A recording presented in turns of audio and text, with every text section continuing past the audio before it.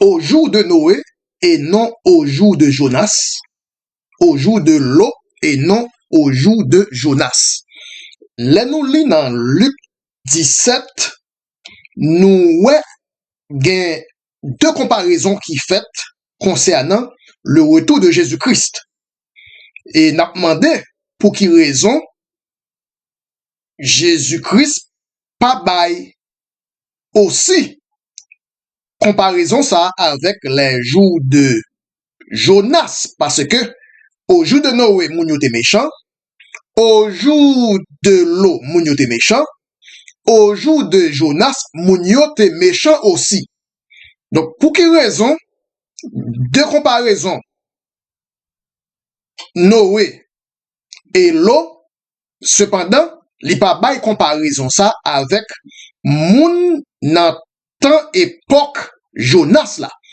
Tout d'abord, on nous lit Luc 17, verset 26 à 29 pour nous voir comparaison. Il dit, ce qui arriva au temps de Noé arrivera de même qu'au jour du Fils de l'homme. Ce qui arriva du temps de l'eau arrivera pareillement. Les gens mangeaient, buvaient, achetaient, vendaient, plantaient, bâtissaient. Mais le jour où l'eau sortit de Sodome, une pluie de feu et de grêle de soufre tomba du ciel et les fit tous périr. Donc, au commandé, pour qui ça la Bible pas continuer faire comparaison avec au jour de Jonas, car au temps de Jonas, Jonas était supposé prêcher à des gens qui consommaient dans le péché, consommaient par la méchanceté au même degré qu'au jour de Noé, au même degré qu'aux gens de Sodome. Et pourtant, la Bible choisit comparaison au retour de Christ avec de préférence au temps de Noé et au temps de l'eau.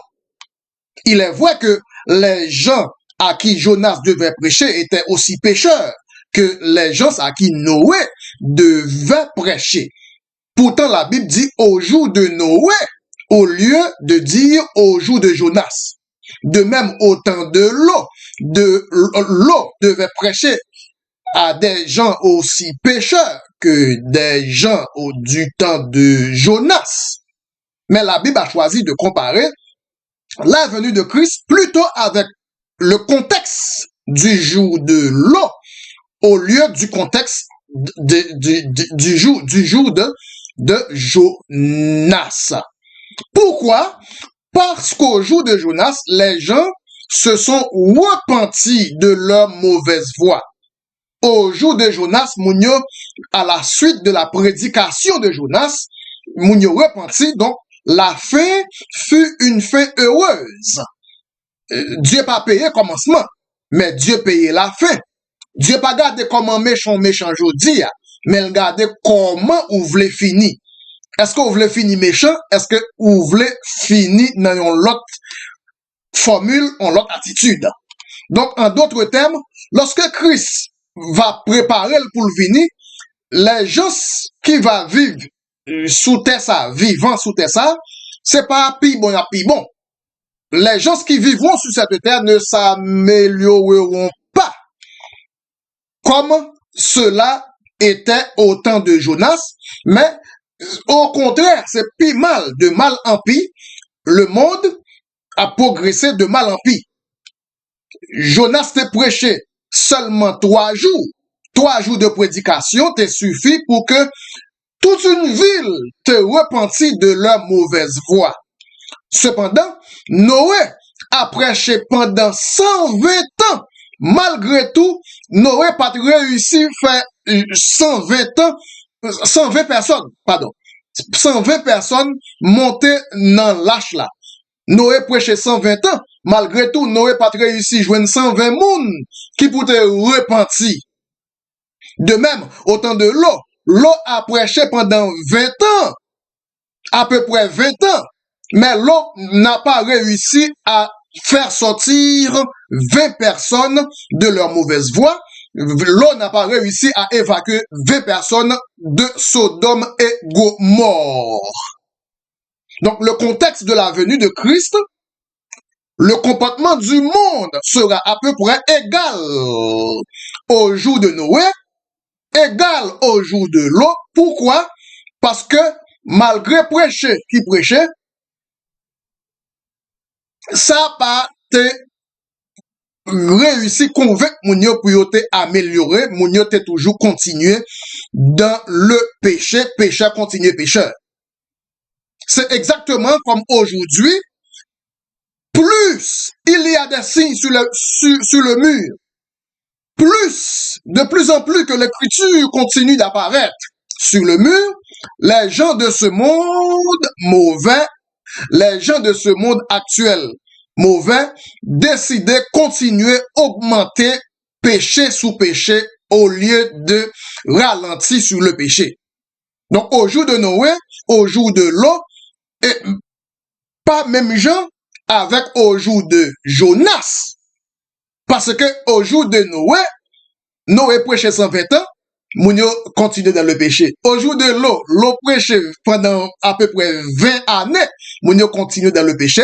Cependant, au jour de Jonas, Jonas prêchait seulement 3 jours, 120 000 moun repentis. Jonas prêchait pendant 3 jours, 120 000 moun repentis. Alors que Noé prêchait 120 ans, Noé pas de qu'à joindre 120 moun monter dans l'arche là, à peine 8 moun au total qui étaient montés dans l'arche là. L'eau prêchait à peu près pendant 20 années, l'eau pas de qu'à joindre 20 moun pour évacuer, sortir, quitter Sodome, c'est seulement 3 moun qui étaient réussi sauver, sortir, quitter Sodome. Même Madame l'eau fin sorti, mais le garder derrière. Madame l'eau fin sorti, mais malheureusement, le regarder derrière, li tourner en statut de sel. C'est 3 moun seulement qui étaient réussi, après 20 ans, après 20 années de prédication. Donc, c'est exactement dans le contexte ça, et Dieu fait nous connaître dans le contexte du retour de Christ, comme au jour de Noé, comme au jour de Lot, et non pas comme au jour de Jonas. Les jours de Jonas se sont terminés par une fin douce. Les jours de Jonas se sont terminés par une issue heureuse, par une note heureuse. Mais au jour de Noé, les jours de Noé se sont terminés par un résultat catastrophique, un résultat cataclysmique. Noé prêchait 120 ans, il n'y a pas de cas joindre 120 personnes montées dans l'arche là. L'eau prêchait 20 années, malgré tout, l'eau pas de cas joindre 20 moun pour sortir quitter Sodome. Cependant, Jonas n'a prêché que 3 jours. 120 personnes se sont épargnées. Pendant seulement 3 jours, 120 000 personnes. Jonas prêchait 3 jours, 120 000 personnes repenties, alors que Noé prêchait 120 ans. Noé pas de cas 120 moun pour monter dans l'arche. Donc, voilà pourquoi Christ a comparé son retour, non pas au jour de Jonas, mais plutôt au jour de Noé et au jour de Lot. Bref, si on attend que le monde actuel est évolué ou bien amélioré, ce temps a perdu. Son temps a perdu.